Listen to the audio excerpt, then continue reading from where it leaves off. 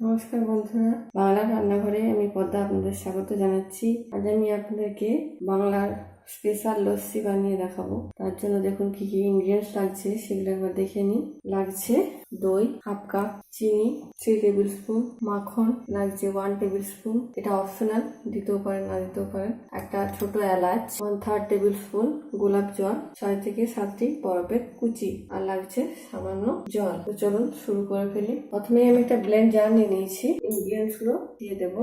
তো প্রথমে আমি দিয়ে দিচ্ছি দইটা, তারপরে আমি দিয়ে দেবো চিনি, তারপরে জলটা, বরফের কুচি, গোলাপ জল, আর দিয়ে দেবো ছোট এলাচটা খোসাটা ছাড়িয়ে। আপনারা চাইলে এলাচের গুঁড়ো ব্যবহার করতে পারেন। এরপর দিচ্ছি আমি মাখনটা, এরপর আমি ব্লেন্ড করে নেবো।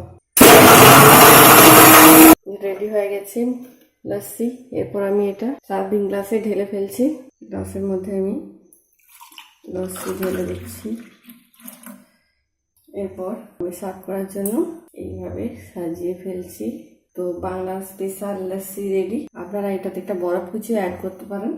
তো দেখুন, এটা খেতে খুবই টেস্টি হয়েছে। আপনারা অবশ্যই বাড়িতে বানান এবং গেস্টদের খাওয়ান এবং আমাকে জানান আমার রেসিপি আপনাদের কেমন লেগেছে। এবং আমার চ্যানেল লাইক করুন, কমেন্ট করুন, সাবস্ক্রাইব করুন, বেল বাটন অবশ্যই দাবান, যাতে আমার লেটেস্ট ভিডিওগুলি আপনাদের কাছে সরাসরি পৌঁছে যেতে পারে। এবং আমার ভিডিওটি দেখার জন্য আপনাদেরকে অসংখ্য ধন্যবাদ।